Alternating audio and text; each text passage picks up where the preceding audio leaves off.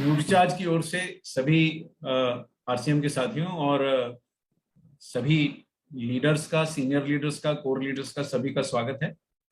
और आज दुख की घड़ी है आरसीएम परिवार पर, लेकिन हमको लाइफ मस्ट गो ऑन का जो हमारे नेता हैं उनका नारा है, उसके अंतर्गत हम सब आज जुटे हैं। तो एक भी क्षण गंवाए बिना मैं आपको आज के मुद्दे पे लिए चलता हूं, क्योंकि आप इतने सारे लोग हैं, हर एक का एक एक मिनट मिला लें तो 1 मिनट बोलने पे 1000 मिनट चले जाते हैं। तो चलिए सीधा मैं आपको आज के मुद्दे पे लिए चलता हूं। ये सामने स्लाइड भाटी साहब आ जाए तो जरा मुझे सचेत कर दीजिएगा। मैंने प्री डायबिटीज की स्लाइड लोड की है। आ गई? यस सर, आ गई। तो जैसा कि बात चल ही रही थी कि हम बिल्कुल, हमारा समाज जो है बिल्कुल एक कुएं के मुहाने खड़ा है, हल्का सा भी धक्का लगा गिर जाएंगे। ये बात एकदम सत्य है। मैं आज भी शाम को भी भाटी साहब पढ़ रहा था, आंकड़े चेक कर रहा था कि जो हम बोल रहे हैं वो सत्य है। तो स्थिति उससे भी ज्यादा भयानक है कि हम लोग डायबिटीज और प्री डायबिटीज के कुएं में गिरते ही जा रहे हैं। मतलब ये फोटो में तो लग रहा है कि शायद ना भी गिरे, पर लेकिन वास्तविकता ये है कि देश, हमारा देश पूरे विश्व में सबसे ज्यादा प्रभावित है डायबिटीज और प्री डायबिटीज से। डायबिटीज तो हम सब समझते हैं कि शुगर हो गया, ब्लड शुगर बढ़ गया। प्री डायबिटीज क्या है वो जरा समझाई देता हूं। प्री डायबिटीज ये है कि अगर हमारा जितना ब्लड शुगर होना चाहिए उससे जरा सा ज्यादा है, उससे जरा सा ज्यादा है, लेकिन इतना नहीं है कि हमको कोई डायबिटिक बोल दे, वो प्री डायबिटीज है। मैं आपको उसकी स्थिति भी बता देता हूं कि जैसे हम औचक जांच करें तो हमारा सामान्य रक्त शर्करा का स्तर औचक जांच में 100 से 139 मिलीग्राम डेसीलीटर आना चाहिए। अगर हम भूखे हैं तो ये 100 से भी नीचे 99 तक ही रहना चाहिए। इस प्रकार ये सामान्य व्यक्ति का जांच मैंने दोनों तरह से बताया, भूखे पेट भी बताया, औचक जांच भी बताया। अगर 101 भी है भूखे पेट, या अगर आपने औचक जांच की है, दिन में रैंडम शुगर जांची है, वो 140 से ऊपर है। चलिए हम रैंडम शुगर पे भी टिकते हैं, भूखे पेट को अभी भूल जाते हैं। या आप दिन में कहीं मिल गए किसी को, उसने आपका आरसीएम जय आरसीएम करके ब्लड शुगर जांच लिया और आपका ब्लड शुगर 140 आ गया, तो आप सामान्य श्रेणी से बाहर हो चुके।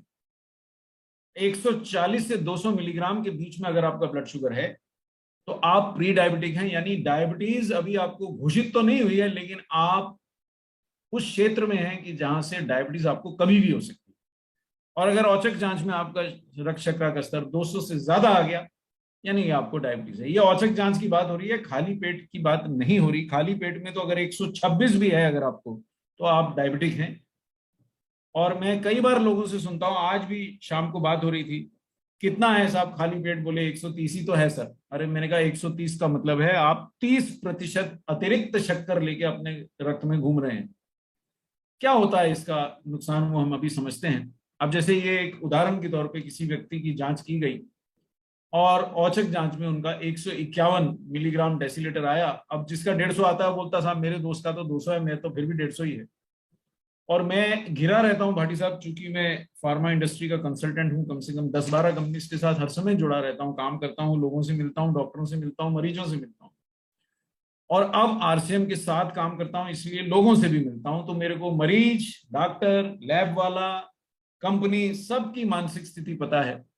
मरीज कहाँ पे सोच रहा है वो बता देता हूं कि अरे बोले थोड़ा बहुत बढ़ गया तो कौन सा आसमान फट गया, 10-20 मिलीग्राम बढ़ गया। आपको मैं बताऊं भाटी साहब, पीएचडी व्यक्ति जिसने 25-30-40 वर्ष फार्मा इंडस्ट्री में गुजार लिए, मुझे बोला कि मैं 60 का हो गया हूं, अगर मेरा 20 मिलीग्राम डेसीलीटर बढ़ भी गया तो मेरी उम्र के हिसाब से ठीक है। तो मैंने उनको बोला डॉक्टर साहब हम आपको खोना नहीं चाहते, आप बिल्कुल ऐसी बात ना करें कि 1 मिलीग्राम डेसीलीटर भी ज्यादा है तो वो ज्यादा ही है। इसके मैं आपको नतीजे बताऊंगा तो आपकी आंखें खुलेंगी। और ज्यादातर लोगों को इसलिए है कि उनको कोई लक्षण नहीं है, मतलब ना तो कोई दुख रहा है शरीर में, ना बुखार है, ना ना कोई पस बह रही है, ना कोई खून बह रहा है, ना कोई चोट लगी है। सालों साल लक्षण नहीं आते, और जब लक्षण आते हैं तब तक कई बार बहुत देर हो चुकी होती है। ये ऐसा रोग है कि जो बिना घंटी बजाए आता है, इसलिए इसके लिए सावधान करना और सावधान रहना ज्यादा जरूरी है। और आज मैं यूएस प्लेटफॉर्म का आभारी हूं कि इतने सारे लोग हम साथ में भी जुड़े हैं यूएस पे, और ये प्रोग्राम कई लोग यूट्यूब पे भी देखते होंगे। तो हम सब ये जान लें कि केवल इस बात से कि लक्षण नहीं आ रहे, आप ऐसा मत मानिए कि डायबिटीज आपके शरीर को कोई क्षति नहीं कर रहा। आज मैं आपको दिखाऊंगा कि क्या क्षति करता है। पहले थोड़ा सा आगे बढ़ते हैं। अगर लक्षण आते हैं तो किस प्रकार के आते हैं? सबको नहीं आते, पर आते हैं। कईयों को आते हैं, कईयों को नहीं आते, पर आते हैं तो ऐसे आते हैं कि आपको जैसे जरूरत से ज्यादा प्यास लगे। दिन भर पानी ही पिया करते हैं आप, सामान्यतः ज्यादा पानी पीने को हम बुरा नहीं मानते, पर बहुत ज्यादा प्यास लग रही है। हर 15-20 मिनट, आधे घंटे में आपको बहुत तेज प्यास लगती है, आपसे रहा नहीं जाता, मुंह सूखता जाता है। या फिर बहुत ज्यादा थकान है, उठा ही नहीं जाता, चला ही नहीं जाता, ज्यादा काम ही नहीं किया जाता, थोड़ा सा काम करते हैं थक जाते हैं। या फिर आंखों की रोशनी बड़ी तेजी से घट रही है, बहुत तेजी से घट रही है, तो जरूर जांच कराएं। क्योंकि कई बार ऐसा हुआ है कि डायबिटीज का डायग्नोसिस आपके फैमिली डॉक्टर ने नहीं किया, आपके आंखों के डॉक्टर ने किया, क्योंकि हम उसके बाद जांच कराने चले गए। मेरे तो ऐसे भी केस मालूम है कि आंखों की जांच कराने चले गए और वहां जाके पता लगा कि टर्मिनल कैंसर है, और व्यक्ति केवल 50-54 वर्ष की उम्र में दुनिया से चला गया। जब तक पता लगा तब तक कैंसर पूरे शरीर में फैल चुका था। तो अभी दृष्टि का धुंधलापन भी जो है उसको हल्के से नहीं लेना चाहिए, जांच जरूर कराना चाहिए कि आखिर क्या बात है कि जो मेरी आंखें बड़ी तेजी से, हाँ अगर धीमे धीमे हो रहा है तो वो नहीं इशारा करता, पर बहुत तेजी से अगर आंखें, दृष्टि खराब हो रही है तो जरूर जांच कराएं। उम्र को ना देखें, कम उम्र में भी हो सकता है। महिलाओं में जनाना तकलीफें बार बार हो रही हैं, अगर बार बार संक्रमण हो जाता है, आप दवा लेके आती हैं, ठीक हो जाती हैं, फिर 15 दिन बाद हो जाता है, तो ये भी डायबिटीज का लक्षण हो सकता है। और एक लक्षण तो बहुत सामान्यता हो जाता है कि बार बार पेशाब आता है। मतलब इतना आता है कि आप 15-20 मिनट निकले, 20-25 मिनट निकले, और आप फिर टॉयलेट की तरफ भागे जा रहे हैं, और आपको भागना पड़ता है, मतलब काफी जोर से आता है। या बिना प्रयास के आपका वजन गिर रहा है, या बिना किसी कारण से आपकी त्वचा काली पड़ रही है। तो भाटी जी, हमको ये सभी लक्षणों को ध्यान से, गंभीरता से देखना चाहिए, समझना चाहिए और सावधान हो जाना चाहिए। और किन लोगों को ज्यादा खतरा है, और मैं चूंकि मैं भी इसी श्रेणी में आता हूं, पारिवारिक इतिहास, मतलब अगर आपके परिवार में माता पिता भाई दादा जो आपके रक्त संबंधी हैं, उनको अगर किसी को डायबिटीज हुई है तो आपको खतरा ज्यादा है। आप व्यायाम नहीं करते हैं, ना ज्यादा चलते हैं ना फिरते हैं, यूं भी बारिश का मौसम है, आप घर में ही बैठना पसंद करते हैं। अभी भी हम यूएस मीटिंग्स तक में देखते हैं कि बड़े आराम से बैठ के, और कई बार जो लोग स्क्रीन बंद रखते हैं उनमें से कई लोग शायद लेट के भी मीटिंग का आनंद लेते हैं। तो मतलब हम इतने आराम पसंद है, व्यायाम तो बड़ी दूर की बात है। और अस्वास्थ्यकर खाना तो बाजार में शुरू हुआ था, अब तो हम घर में भी बढ़िया पिज्जा, नूडल्स, सब अस्वास्थ्यकर खाने बनाते हैं। मोटा अनाज दूर हो गया है, फल दूर हो गए हैं, जूस लाते हैं, डिब्बा बंद चीजें खाते हैं। तो ये अस्वास्थ्यकर खाना है। या बाहर से ऑर्डरिंग करते हैं, लोगों ने करोड़ों रुपए की कंपनियां खोल ली कि आप घर पे खाना मंगाते हैं बाहर से। मोटापा, अगर या आपका वजन ज्यादा है, तो ये सभी कारण पर्याप्त हैं आपके सावधान हो जाने के लिए। इन लोगों को ज्यादा खतरा है। और कितने लोग हैं इसमें? जी हाँ, 8.25 करोड़ लोग। और अभी अभी के जो ताजा आंकड़े मैं पढ़ रहा हूं वो इससे भी ज्यादा हो गया है। 8.25 करोड़ लोग तो भारत में प्री डायबिटिक है। जो ताजा आंकड़े हैं वो 8 करोड़ पार हो चुका है। पर चलिए मैं इस स्लाइड पे टिकता हूं। 8.25 करोड़ लोग ऐसे हैं जिनका रक्त शर्करा का स्तर, ब्लड शुगर का लेवल नॉर्मल से ज्यादा है। अगर उनकी औचक जांच करते हैं 140 से ज्यादा है, शान से ज्यादा आती है, 150 आती है, 160 आती है, 170 आती है। मेरी टीम में भी एक आध मेंबर ऐसे हैं जिनकी 230 भी आती है। तो ये लोग, अब 230 वाला तो डायबिटिक है, पर अगर 140 भी हो गया, 141 भी हो गया, तो आप प्री डायबिटिक हैं। और ऐसे 8.25 करोड़ लोगों में से इस साल 5 से 10% लोग डायबिटीज के शिकार हो जाएंगे। यानी कि हम जो बात कर रहे हैं कि इसी वर्ष 2022 में ही करीबन, अगर हम इस आंकड़े को मान लें, तो 40 लाख से लेके 80 लाख लोग नए डायबिटिक जुड़ जाएंगे। अब कैसे पता लगे कि मैं उनमें से हूं कि नहीं? चलिए आगे जानते हैं कैसे। अब ये देखिए, अब ये हुई बात प्री डायबिटीज। अब मैं आपको डायबिटीज के आंकड़े भी, ये मैंने आज ही स्लाइड नई नई बनाई, यूएस के चैनल पे आना है, ताजा जानकारी होना चाहिए। ये 2021 का आंकड़ा लेके आया हूं, छपा 2021 में है, मैं उसका संस्करण भी सामने दिखा रहा हूं, लेकिन आंकड़े 2019 के हैं। 2019 में ही 8.25 करोड़ लोग डायबिटीज के भी शिकार हो गए। मतलब ये दोनों तरफ, दोनों हाथों में लड्डू हैं, प्री डायबिटीज भी 8 करोड़, डायबिटीज भी 8 करोड़। और ये ऐसा बोलते हैं वैज्ञानिक, ऐसा बोलते हैं कि सन 2045 तक भारत में करीबन 13.5 करोड़ लोगों को डायबिटीज हो चुकी होगी। तो भाटी साहब, ये स्थिति ऐसी है कि जैसे बिल्कुल हम कोविड से बहुत ज्यादा प्रभावित रहे, कई लोग मरे, लेकिन अगर प्रभावित मरीजों की संख्या गिनूं तो ये कोविड से कहीं ज्यादा भयानक भयानक भयानक आंकड़ा है। अंतर सिर्फ इतना है कि धीरे धीरे मारने वाला जहर है, इसलिए लोग जरा थोड़ा निश्चिंत रहते हैं, कुछ नहीं होगा। एक बात और मैं बोलना चाहूंगा कि आप कहीं पड़ोसी से मारपीट हो गई, कहीं कुछ लेन देन में गड़बड़ हो गई, कोई चेक बाउंस हो गया, किसी को सजा हो गई, सजा होने पे 2 महीने, 6 महीने, साल भर में छूट जाता है व्यक्ति। गंभीरतम अपराध में भी 14 वर्ष का आजीवन कारावास के बाद छूट जाता है, लेकिन डायबिटीज आजीवन कारावास से भी ज्यादा भयानक है। एक बार हो जाए तो जीवन भर के लिए, बधाई हो, आप भी डायबिटिक हैं, हो जाता है। इसलिए हमें सावधान रहना चाहिए। हमारी पहली प्रायोरिटी ये होना चाहिए कि हमको डायबिटीज हो ही नहीं। क्यों? क्योंकि इस जेल में लड्डू नहीं खाए जा सकते। इस जेल में रहने वाले को हर चीज फूंक फूंक के खाना पड़ती है। मतलब आपको मैं बताऊं कि हमारी टीम में जो डायबिटिक हैं, उनको हम पूछते हैं चाय में दूध डाल दें, तो आज वो काली बिल्कुल ब्लैक टी पी रहे थे। बोले डॉक्टर ने दूध भी डालने से मना करा है, क्योंकि उनकी शुगर नियंत्रण में नहीं आ रही कई दवाइयां देने के बाद में।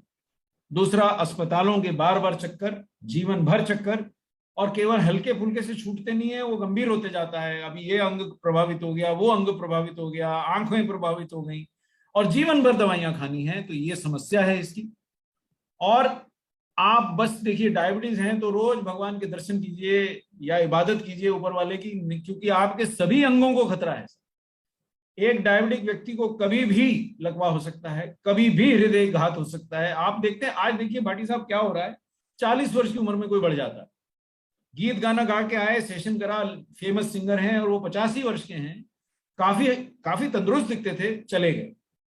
40 वर्ष के युवा, एक एक्टर, बढ़िया सीरियल में काम करते थे, वर्जिश करने वाला शरीर, वो 40 वर्ष की उम्र में चले गए। हमारे इंदौर में 40 वर्ष की उम्र का व्यक्ति क्रिकेट खेलता खेलता साथियों से बोला कि यार थोड़ा घबराहट हो रही है, मैं जरा पेड़ की छाया में बैठता हूं, तुम लोग खेलो। और एक ओवर डालने के बाद जब साथी उसको उठाने गए तो वो दुनिया से जा चुके थे, 40 वर्ष की उम्र में, जिसको कभी कोई रोग दिखा ही नहीं। तो ऐसा ये साइलेंट किलर है कि अगर आपको डायबिटीज है तो आप, ऐसा भी है कई और रोगों से भी आप जा सकते हैं, हृदयघात से भी जा सकते हैं, और हृदयघात भी डायबिटिक वालों को ज्यादा होता है। तो ये ऐसा रोग है कि चुपचाप कब समेट के ले जाएगा मालूम नहीं है। तो जरूर ध्यान रखना चाहिए। जैसे उच्च रक्तचाप यानी हाई ब्लड प्रेशर भी ऐसा ही रोग है।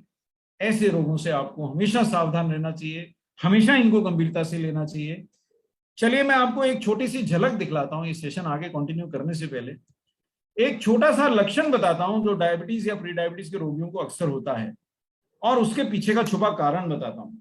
ये देखिए, स्लाइड दिख रही है क्या भाटी जी? सामने आ गई कि पाँव में चींटी चढ़ रही है, पाँव में सुइयां चुभ रही हैं, या पाँव में झुंझुनी हो रही है, या पाँव में जलन महसूस हो रही है, पाँव में, हाथों में। ये बड़ा सामान्य लक्षण है सर। इस समय भी हम 1000-2000 लोग जुड़े हुए हैं, हम में से कम 100 लोगों को ये लक्षण है, आज भी है। या टांगे दुखती हैं और झुंझुनी होती है। ये लक्षण के, ये प्री डायबिटीज से शुरू हो जाता है, डायबिटीज में तो बहुत लोगों को होता है। ये लक्षण के पीछे का छुपा कारण दिखाऊंगा तो आपको समझ में आएगा कि हो क्या रहा है। ये देखिए साहब, ये लक्षण के पीछे का छुपा, एक और स्लाइड दिखाता हूँ। ये जो आपका पाँव है, जैसे आप समझिए सर, वो स्लाइड नहीं है सर, स्लाइड नहीं आ रही, दोबारा दिखाता हूँ, दोबारा दिखाता हूँ। आप चिंता ही ना करें, मैं तो बार बार पूछता हूँ स्लाइड आ गई कि नहीं आ गई। ये वाली स्लाइड आ गई, ये देख ली सर? आ रही है अभी। ये देख चुके हैं सब कि ये भी नहीं देखी अभी? नहीं, अभी आ गई सर। ये अभी आई? हाँ, अभी आई सर, पहले नहीं कोई थी। बात नहीं सर, कोई बात नहीं, कोई बात नहीं। जय आरसीएम बोलेंगे, हम हर चैलेंज से हम लड़ना सीखे हैं। आरसीएम ने हमें ये सिखाया है कि कोई भी चैलेंज से झुकना नहीं है। अब ये देखिए, इसमें दिख रहा है कि किसी को ऐसी अनुभूति हो रही है कि पाँव में मानो चींटियां चढ़ रही, दूसरे किसी व्यक्ति को अनुभूति हो रही है कि पाँव में सुइयां चुभ रही, तीसरे किसी व्यक्ति को अनुभूति हो रही है कि पाँव या हाथ, हथेलियां जली जा रही हैं, अत्यधिक पसीना। ये सब जो लक्षण हैं, इनको जरा समझते हैं, 1 मिनट लगेगा। ये देखिए, जैसे पाँव है, पाँव में आपकी नसें होती हैं। जैसे अगर आपने आंखें बंद की, मैं आपका हाथ छूऊं तो आपको पता लगता है कि मेरा हाथ किसी ने छुआ। ये नसें हैं, ये नर्व्स हैं जो हमारे को सूचना देती है हमारे दिमाग को कि भाई किसी ने छुआ। तो ये पाँव के दिखा रहा हूं, आप ये अंग्रेजी छोड़ दीजिए, केवल ये चित्र देखिए, ये पाँव में देखिए, ये नसें हैं, ये नब्ज हैं। ये मैंने नहीं बनाया, चित्र इंटरनेट से लिया है, तो जिनने भी बनाया उनका सधन्यवाद। तो ये नसें होती हैं। अब जरा समझते हैं कि ये होता क्या है, कि क्यों अब ये अच्छा खासा व्यक्ति है, फर्स्ट क्लास उसकी नसें हैं, उसके अंदर बढ़िया रक्त वाहिनियां सप्लाई कर रही हैं, लेकिन अगर ये रक्त वाहिनियां सूखने लगें तो क्या होगा? ये देखिए साहब, दिखाता हूं क्या होगा। अब ये आपकी नस है, जरा बड़ा करके दिखाया है, ये स्वस्थ व्यक्ति है, ये उसकी नस है, जैसे तारों के बंडल में तारें खींच के देखी तो सब बढ़िया है, और चूंकि यहां भरपूर ब्लड सप्लाई मिल रही है इसलिए नस बिल्कुल स्वस्थ है, कोई पांव नहीं दुख रहे, कोई चींटियां नहीं चढ़ रही, कोई चुभन नहीं हो रही। और ये डायबिटिक व्यक्ति की नस देखिए साहब। अब लफड़ा क्या हो गया, यहाँ की ब्लड सप्लाई पाइप जो है वो ब्लॉक है। डायबिटीज जो है हमारी रक्त वाहिनियों को ब्लॉक कर देता है, उसमें अवरोध कर देता है, उनको संकरा कर देता है, उन्हें खराब कर देता है। तो अब ये वो नस है जिससे पर्याप्त रक्त नहीं मिल रहा। आप घर में कभी ताजी सब्जी लाइए भाटी साहब, 4 दिन रख के उसे भूल जाइए, और अगर फ्रिज के बाहर रखिए तो अगले ही दिन उसका हालत जो होती है, अब ये वही हालत इस नस की हो रही है। या मछली को पानी के बाहर पटक लीजिए, जिंदा मछली को 2-5 मिनट तड़पड़ाएगी, फिर भी अगर पानी में नहीं डाला तो प्रस्थान कर जाएगी। तो ये नस प्रस्थान कर रही है सर। ये आपको जो पाँव में सुइयां चुभ रही हैं, ये आपकी नसों की मृत्यु हो रही है, क्योंकि उनको पर्याप्त रक्त सप्लाई नहीं मिल रही। और अगर आपने समय रहते अपने रक्त शर्करा को नियंत्रण नहीं किया तो ये गंभीर परिणाम होते हैं। आपका मस्तिष्क प्रभावित हो सकता है, आपके शरीर की सभी चीजें प्रभावित हो सकती हैं। तो केवल एक झलक दिखलाई है मैंने, केवल एक अंग की झलक दिखलाई है कि इतना। मैं अब इसको फिर से शेयरिंग करता हूं, वापस चलते हैं अपने सेशन पे।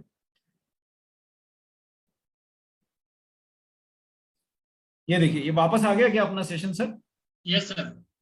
तो मैंने केवल एक झलक दिखलाई है कि हल्का सा एक हल्की सी झुंझुनी हो रही है पाँव, कुछ भी नहीं हो रहा, कोई हृदयाघात नहीं हुआ, कुछ नहीं हुआ, सिर्फ पाँव झंझनाहट हो रही है। लेकिन अंदर क्या चल रहा है वो आपको मैंने आपके टांग की नसों में ले जाके आपको मैं ले गया। 1 मिनट का मैंने को आपने मौका दिया और आपने देखा कि वहां किस प्रकार आपकी नसें सड़ जा रही हैं, क्योंकि उनको पर्याप्त रक्त सप्लाई नहीं मिल रही। अब जब इस प्रकार नसें सड़ेंगी तो दिमाग की क्षति कैसे होगी, आपके हृदय को क्षति कैसे होगी, आपके हर अंग को क्षति कैसे होगी, आप अंदाजा भी नहीं लगा सकते। इसलिए पहली प्रायोरिटी है कि डायबिटीज हो ही नहीं, बिल्कुल नहीं होना चाहिए। ये जीवन में इससे बड़ा दुश्मन कोई हो नहीं सकता। इसलिए मैंने इस रोग को एक लक्ष्य भी बनाया है कि हम डायबिटीज के, न्यूट्रीचार्ज के हर ब्रांड पे मैं काम करता हूं, पर डायबिटीज के रोगियों की सेवा करने का थोड़ा सा एक लक्ष्य भी बनाया है मैंने। जो लोग जुड़ना चाहें जरूर जुड़ें। टीसी सर के आशीर्वाद से, भागचंद सर के आशीर्वाद से, न्यूट्रीचार्ज की टॉप टीम की सहयोग से, गोधा जी के आशीर्वाद से ये करेंगे। आइए जरा देखें कि कैसे माने कि हमको खुद को प्री डायबिटीज तो नहीं। चलिए अब आप उंगलियां उठाइएगा, मैं प्रश्न पूछूंगा, आप अगर उसका उत्तर हाँ है तो उंगली उठाइएगा, अपने अपने ही पास उठाइए, मेरे को मत बताइए। मैं अपनी उंगली उठाऊंगा जिससे आप समझेंगे। पहला सवाल, क्या आपके परिवार में किसी को डायबिटीज है? तो मैंने एक उंगली उठा ली साहब, हाँ मेरे परिवार में मेरे आदरणीय पिताजी को डायबिटीज थी, मेरे बड़े भाई को भी है, तो मैंने उंगली उठा ली। ये मेरे उंगली उठानी पड़ गई, बाटी जी ने भी उठाई है। क्या आपकी उम्र 45 वर्ष से अधिक है तो दूसरी उंगली उठा लें। अब मेरी तो 45 पार है तो दूसरी उंगली भी उठाना पड़ गई, तो ये दूसरी उंगली उठा ली। क्या आप थोड़े मोटे हैं? आहा, अब कोई मानने तैयार नहीं। अब मोटे कैसे हैं? अगर आपकी ऊंचाई से आपकी कमर आधे से ज्यादा है, यानी डॉक्टर कपूर 64 इंच के हैं, 5 फुट 4 इंच के, कमर 32 इंच से ज्यादा है जो है मेरी, तो मेरे को तीसरी उंगली भी उठानी पड़ेगी। मेरी 39 इंच होती थी भाटी साहब, आरसीएम ने कस कस के अभी 35 पे ला दी है, अभी भी 3 इंच और कसना है। तो मेरे को लगता है कि कोई ना कोई पिन आ जाएगी जब तक 3 इंच कम हो ही जाएंगे। लगातार लगे हैं उसको कम करने में। तो अगर आप अभी, तो मेरे को तीसरी उठाना पड़ेगी या कम से कम आधी तो उठाना पड़ेगी, तो 3 उंगली में उठा चुका हूं। अगर आप भी मेरे साथ उंगलियां उठा रहे हैं तो गंभीर हो जाइए, आप बिल्कुल बिल्कुल ससेप्टिबल हैं। चौथा प्रश्न, क्या आप आराम पसंद है? और यहां मुझे चौथी उंगली पक्का उठाना पड़ती, लेकिन आरसीएम ने मेरे को घसीट घसीट के चलवाया कि सबको बोलते हो 6000 कदम चलो बेटा। तो रोज 6000 कदम मिनिमम चलता हूँ। कल रात को 8000 कदम चल के सोया, जबकि यहाँ झमाझम बारिश हो रही थी। लेकिन अगर आप आराम पसंद है तो आपको चौथी उंगली भी उठाना पड़ेगी। अगर आप 6000 कदम नहीं चल रहे हैं, अगर आप खाना खाने के बाद कम से कम 2-3 मंजिल नहीं चढ़ते हैं, या आप हफ्ते में 3-4 बार कम से कम योग नहीं करते हैं, तो आप उठाइए साहब, आप आराम पसंद है, शाम से आराम पसंद है, चौथी उंगली उठाइए। मैं नहीं उठा रहा हूं क्योंकि मैं योग भी कर रहा हूं और मैं चल भी रहा हूं और मैं सीढ़ियां भी चढ़ रहा हूं। अब यहां मेरे को चौथी उंगली उठाना पड़ेगी क्योंकि मैं हाई ब्लड प्रेशर से पीड़ित रहा हूं। अब मेरा घट गया है न्यूट्रीचार्ज S5 के सेवन से और योग और व्यायाम से, लेकिन मैं मरीज तो रहा हूं तो इसलिए मुझे उठानी पड़ेगी। अब देखिए मेरा कितना ज्यादा रिस्क है, मैं 4 उंगली उठा चुका हूं, और अगर मैं व्यायाम भी नहीं कर रहा होता तो मुझे 5 उठाना पड़ती। अगर आपने 4 से ज्यादा उंगलियां उठा ली या 3 से भी ज्यादा उठा ली तो आप समझ जाइए कि आपको रिस्क ज्यादा है। अगर इनमें से आपका 3 से ज्यादा उंगलियां आप उठा चुके हैं तो आपको रिस्क ज्यादा है, आप प्री डायबिटिक हो सकते हैं। तुरंत जांच कराइए, उंगली बढ़ाइए, रक्त शर्करा की जांच कराइए और हर 3 महीने कराते रहिए अगर आपकी 3 उंगली से ज्यादा उठी हैं। ये बहुत सामान्य प्रक्रिया आपको बता दी, इस पे ध्यान दीजिए। आखिर बढ़ती क्यों है, चलिए ये भी 1 मिनट देख ही लेते हैं, फिर करना क्या है उसमें समझाऊंगा। ये देखिए, आप जो भी खाते हैं, आज दिन भर भाटी साहब मैं ढूंढता रहा कि मुझे कोई और चित्र इससे बेहतर मिल जाए, पर मेरे को जितने चित्र मिले वो ऐसे भयंकर थे, मैंने कहा नहीं नहीं यही सामान्य है, इसी पे चलते हैं। ये भी मेरे को थोड़ा भारी लगता है, फिर भी मैंने कहा चलो समझाएंगे। ये खाना वाना आपने खाया साहब, आपके पेट में पहुंच गया, आपने चाय पी या बिस्किट पी, या समझ लीजिए कि ये जो नीला कण है ये ग्लूकोज का कण है, यानी शक्कर का कण है। आपने बिस्कुट खाया तो आपके पेट में जाके उस शक्कर बन जाएगा, आपने ब्रेड खाई तो बन जाएगा, आपने पराठा खाया तो बन जाएगा, आपने चावल खाए तो झमाझम बनेगा। तो अगर आपने मोटा अनाज खाया है तो बड़ी कठिनाई से बनेगा, पर बनेगा फिर भी। तो ये शक्कर को अंततः आपके रक्त में जाना है, तभी वो हर अंग तक पहुंच पाएगी। दिमाग, अगर आप मेरे को सुन पा रहे हैं तो आपके दिमाग तक शक्कर पहुंच रही है। अगर आप मुझे देख पा रहे हैं तो आपकी आंखों तक शक्कर पहुंच रही है। अगर आप थोड़ा बहुत भी समझ पा रहे हैं, यानी आप सोच समझ पा रहे हैं, तो आपके दिमाग, आंखों, मस्तिष्क तक शक्कर पहुंच रही है। अगर आपका दिल सामान्य धड़क रहा है, तेजी से नहीं धड़क रहा है, तो आपको उसको शक्कर मिल रही है, यानी कि रक्त में शक्कर आ रही है। आपने खाना भी नहीं खाया है तो भी आपके शरीर में जो स्टोर्ड फैट है उससे शक्कर बना लेता है शरीर। अब ये शक्कर रक्त में तो आ गई, लेकिन यहां से कहां जाएगी? इसको जाना है मसल्स। इसको कहां जाना है? मसल्स में। इसीलिए आपको चलने की सलाह देते हैं, इसीलिए आपको खाना खाने के 1 घंटे बाद सीढ़ियां चढ़ने की सलाह देते हैं। हो सके थोड़ा वजन उठाइए रोज, हो सके साइकिलिंग कीजिए, स्विमिंग कीजिए, कोई ना कोई गतिविधि जरूर कीजिए। और अगर आप मेरी तरफ 50 पार हैं तो सामान्य सैर कीजिए। हृदय रोगी को भी थोड़ी सैर तो अलाउड होती है। तो क्योंकि रक्त से ग्लूकोज जाता सिर्फ मसल्स में ही है, तभी आपका उद्धार है, तभी आप सामान्य जीवन जी सकेंगे। इसलिए मसल्स बचाइए। लेकिन मसल्स में या शरीर के विभिन्न अंगों में जाने के लिए ग्लूकोज को एक बैंड, जैसे RCM की मीटिंग में जाने के लिए मुझे रिस्ट बैंड लगता है, ऐसे ही इस शक्कर को रक्त से मसल्स में जाने के लिए इंसुलिन नामक हार्मोन लगता है, जो पेनक्रियाज में बनता है। हमारी यकृत, नहीं सॉरी, पेनक्रियाज, अग्नाशय में बनता है। अब अग्नाशय यानी पेनक्रियाज एकदम जागृत हो जाता है। आप कुछ खाने का, आपके सामने थोड़ा कुछ खाने पीने का रख लीजिए तो ही पेनक्रियाज हिल जाएगा कि बोले ये भाई खाने वाला है, तो चालू हो जाएगा। तो वो इंसुलिन बनाएगा, इधर से आप खाएंगे, वहां से रक्त में शक्कर आएगी, इंसुलिन उसके साथ मिलके उसको साथ लेके मसल्स में चली जाती है और आपका शक्कर रक्त का सामान्य हो जाता है। खाना खाने के बाद थोड़ा बढ़ता है लेकिन फिर सामान्य हो जाता है। अब गड़बड़ कहां होती है वो बताता हूं। 4 कारणों से गड़बड़ होती है जो आपकी ब्लड शुगर बढ़ती है। पहला कारण कि आपका शरीर का खुद ही का जो प्रतिरक्षा प्रणाली है वो आप ही के पेनक्रियाज को नष्ट कर दे। ये बड़ा दुर्भाग्यपूर्ण होता है, पर होता है, बच्चों के साथ हो जाता है। 4 साल का बच्चा, 8 साल का बच्चा, 11 साल का बच्चा, आपको टाइप 1 डायबिटिक मिलता है, पूरी तरह पेनक्रियाज नष्ट हो गया है और बिना इंसुलिन इंजेक्शन के उसका जीवन संभव नहीं है। 25 साल का युवा भी मेरे को मिला है ऐसे, बिना इंसुलिन जीवन नहीं है। ये पहला है। इसके अंदर सामान्यतः ज्यादा मदद नहीं की जा सकती, लेकिन आपके पास एक प्रोडक्ट है न्यूट्रीचार्ज DHA, जो अगर पेनक्रियाज में थोड़ी भी जान है तो सूजन घटा के उसे बचाएगा। आपके पास एक दूसरा प्रोडक्ट है न्यूट्रीचार्ज S5, शरीर में कहीं भी सूजन हो घटाता है। इसलिए अगर टाइप 1 डायबिटीज है तो मेरे पास यही 2 हथियार है। बच्चा है तो मैं उसको DHA तो दे पाऊंगा, न्यूट्रीचार्ज S5 बच्चे को नहीं दे पाऊंगा। लेकिन ये तो दे सकते हैं, दूध हल्दी पिलाइए, वो भी एक तीसरा हथियार है, सूजन कम करिए।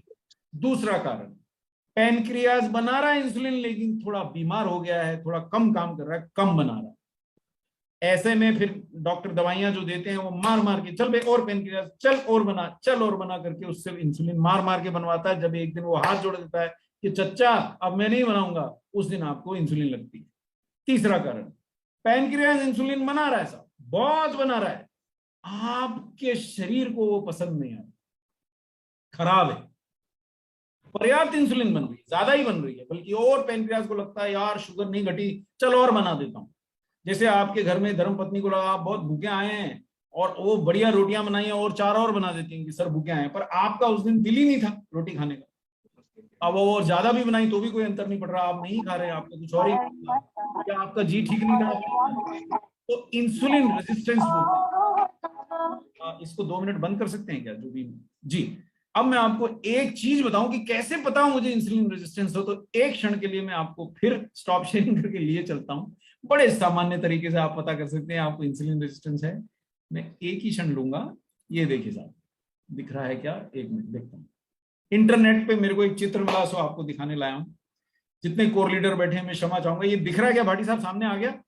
यस सर, आ गया।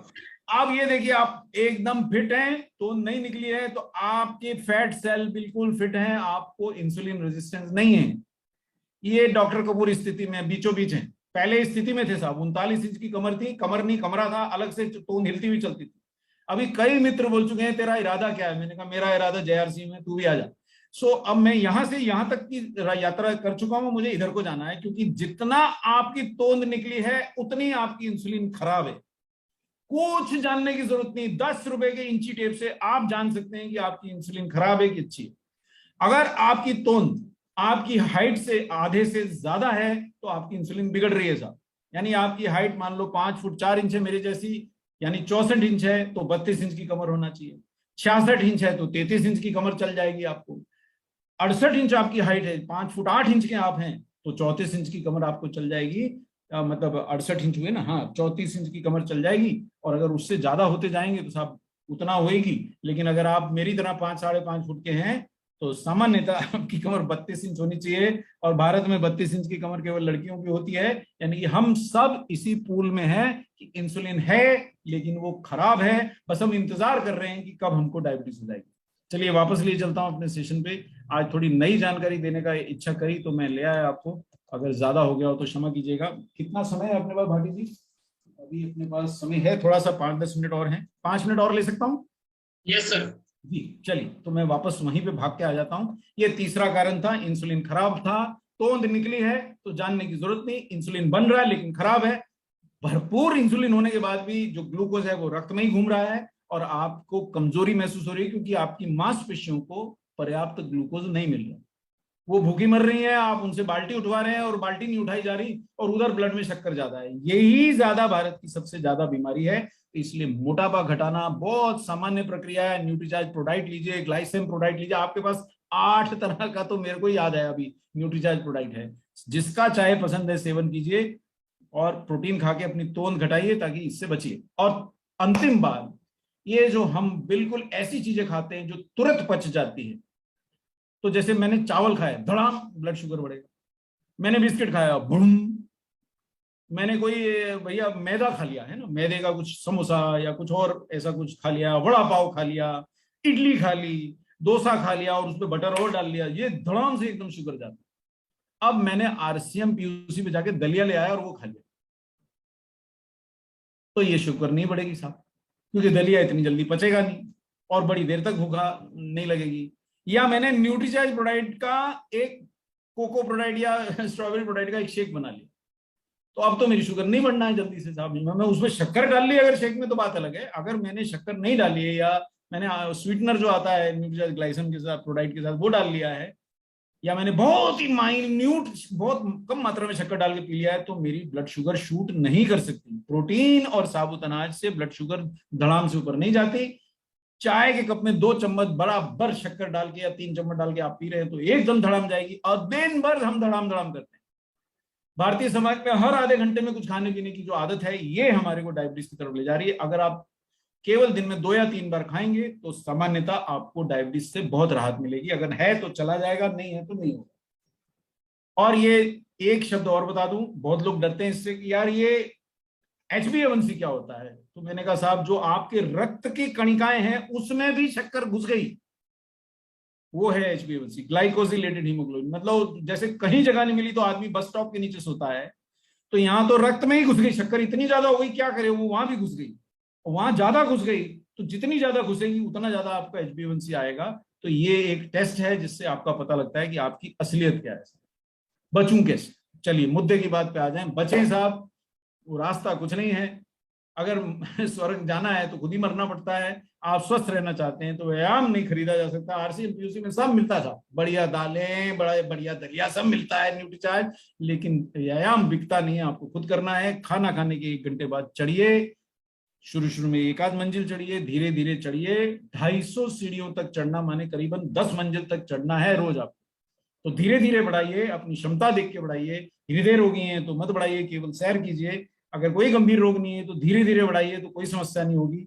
खाना खाने के 1 घंटा बाद अब न्यूट्रीचार्ज प्रोडाइट का सेवन कीजिए, या कोई भी उत्तम प्रोटीन का सेवन कीजिए, या खड़ा अनाज खाइए। इससे आपकी ब्लड शुगर घटेगी, बिल्कुल घटेगी साहब, बिल्कुल घटेगी। अगर आप प्रोटीन का सेवन ज्यादा करेंगे और मैदा, गेहूं का बारीक पिसा आटा, चावल आदि का सेवन कम करेंगे, खड़ा अनाज खाएंगे, साबुत दालें खाएंगे, आपका शुगर घटेगा। तीसरा, आहार में सब्जियां और हर रंग के फल खाइए साहब। जूस मत खाइए, छिलके मत उतारिए, आलू का भी छिलका मत उतारिए, धोइए अच्छे से, छिलके ज्यादा खाइए, साबुत दालें खाइए, साबुत अनाज खाइए, शक्कर घटेगा। और ये मिठाइयां कभी कभी खाने के लिए रखिए साहब, थोड़ा स्वाद ले लीजिए, पर इनको जीवन मत बना लीजिए कि 1 किलो लाएं 4 दिन में निपटा दें। ऐसी मेरी भी आदत थी, मैं लाता ही नहीं साहब, लाए ना लाएं और ज्यादा बेटर है। आरसीएम की पीयूसी में बहुत बढ़िया बढ़िया चीजें मिलती हैं, साबुत अनाज मिलते हैं, बढ़िया दालें मिलती हैं, दलिया मिलता है, न्यूट्रीचार्ज प्रोडाइट मिलता है, न्यूट्रीचार्ज ग्लाइसिन प्रोडाइट मिलता है, न्यूट्रीचार्ज कोको प्रोडाइट मिलता है, वो लाइए साहब, ये सब मत खाइए। अब आ जाइए सीधा न्यूट्रीचार्ज ग्लाइसिन की शरण में। न्यूट्रीचार्ज ग्लाइसिन टैबलेट और न्यूट्रीचार्ज ग्लाइसिन प्रोडाइट, ये आपको उन प्राकृतिक हर्ब्स की तरफ ले जाते हैं जो आपको प्री डायबिटीज से बचाते हैं। मोमोर्टिका चरनशिया, जिंजीबर ऑफिशियल, ऐसी कई जड़ियों से परिपूर्ण है। आज एक जड़ी की बात करूंगा, टेरोकार्पस मार्सुपियम यानी विजयसार। ये आपके पैनक्रियाज की रक्षा करता है और प्रोटीन आपको ग्लूकोज ज्यादा बढ़ने नहीं देता है। इसलिए प्रोटीन वाला प्रोडक्ट हमने आपको दिया है, जिसमें हमने शुद्ध कॉफी मिलाई है, शुद्ध कोकोआ मिलाया है। ये है आपका न्यूट्रीचार्ज ग्लाइसिन प्रोडाइट। अब ये जड़ियां जो आप अगर न्यूट्रीचार्ज ग्लाइसिन की एक टैबलेट चूसेंगे भाटी साहब, तो उसमें 8-9 जड़ियां आपको एक साथ शरीर में प्रवेश पा जाएंगी। और उनका पहला काम है पैनक्रियाज को प्यार से मना के, भाई इंसुलिन बनाओ, उसको मनाएंगी, इंसुलिन का स्राव बढ़ाएंगी। दूसरा काम, आंतों को समझाएंगे, भैया ग्लूकोज इतनी ज्यादा नहीं चाहिए, मेरी पीयूसी में बहुत है, तो डिपो में ही रख इसको, हमें धीरे धीरे देना। तो धीमा कर देती हैं ग्लूकोज के अवशोषण को आंतों से। तीसरा, आपकी बीटा कोशिकाओं की सुरक्षा करेंगे, यानी पैनक्रियाज पे अगर अटैक हो रहा है तो ये उसको बचाएंगी।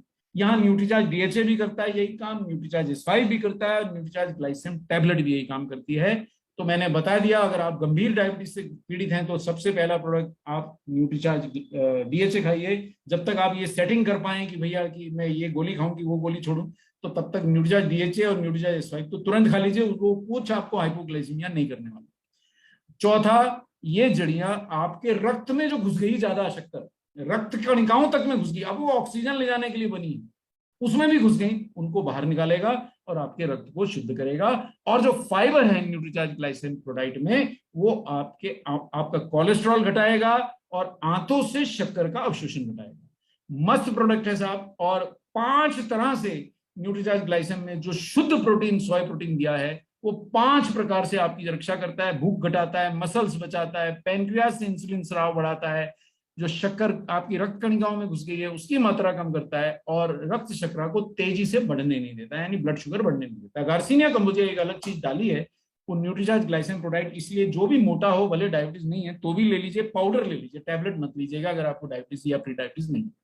ये गार्सिनिया कंबोजिया आपका आहार की, आपकी जो भूख है उस पर नियंत्रण देता है, और भूखे पेट खाना खाने के बाद जो आपकी रक्त शर्करा जोर से बढ़ती है उसको जल्दी बढ़ने नहीं देता है। ये प्रोडक्ट पे आ गए हम साहब। ऐसा प्रोडक्ट ढूंढे नहीं मिलेगा, और ऐसा प्रोडक्ट जोरदार प्रोडक्ट है कि साहब इसको आप लेकिन ध्यान से अच्छे से, इसमें शुद्ध कॉफी है, 64% प्रोटीन है न्यूट्रीचार्ज ग्लाइसिन प्रोडक्ट में, गार्सिनिया कंबोजिया, इसमें सिनेमन है, जो विशेषता भारतीय आहार में अब हमारी कम होती जा रही है, और ये शुगर को कम करती थी। फाइबर है ताकि आपका कोलेस्ट्रॉल घटे, और बेल्जियम से आयातित कोकोआ है ताकि आपके हृदय रोग से रक्षा हो। और टैबलेट में मैंने आपको पहले ही बता दिया, जबरदस्त जड़ियां हैं। इसमें क्या नहीं है साहब, इसमें विजय सार है, इसमें गिलॉय है, इसमें करेले का सत्व है, और इसमें जो जड़ियां आपने नाम भी सुने हैं वो भी हैं, ताकि आपकी शक्कर से रक्षा करने में मदद करें। एक पेशेंट भाटी साहब 1485 पीवी देता है ना। अब उस पेशेंट के पॉइंट ऑफ व्यू से समझे, अगर आपको महंगा लगता है तो आरसीएम ज्वाइन कर लीजिए, सीधा डीपी पे आ जाइएगा, और अगर वो भी महंगा लगता है तो 2-4 और लोगों को बताइए, आपका प्रोडक्ट फ्री हो जाएगा। तो 1485 पीवी है आपका, एक हुआ तो 1500 पीवी हो गया लगभग, 2 मरीज आपसे जुड़े तो 3000 पीवी हो गया, और 3 जुड़ते से आप सीधा डायमंड क्लब में प्रवेश करके खुद भी तो खाओगे ना कुछ, कि सारा ही बेच ही दोगे। तो इस प्रकार ही आपको बहुत सारी सुरक्षा देता है। तो मेरा सेशन इतना ही था, मैं इसको समेटता हूं। मेरा मर्यादा के हिसाब से समय थोड़ा ज्यादा ले लेने के लिए मैं क्षमा भी चाहता हूं।